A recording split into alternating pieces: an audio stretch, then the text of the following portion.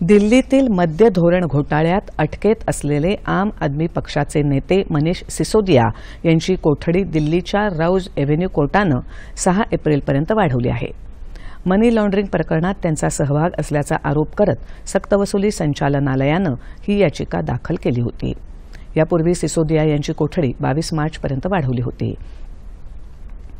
मनीष सिसोदिया यांना या घोटाळा प्रकरणी फेब्रुवारी 2023 मध्ये अटक करण्यात आली होती। ईडीच्या आरोपपत्रात सिसोदिया यांना या प्रकरणातील मुख्य सूत्रधार म्हटलं गेलं आहे।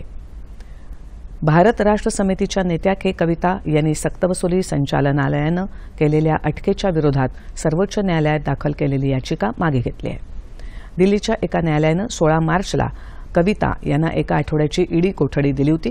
दक्षिणेतल्या मद्य व्यापाऱ्यांच्या एका गटासोबत कविता यांचे संबंध होते आणि दिल्लीतल्या अबकारी कर धोरणाअंतर्गत मोठी भूमिका बजावण्याचे त्यांचे प्रयत्न होते, असा आरोप सक्तवसुली संचालनालयानं केला आहे।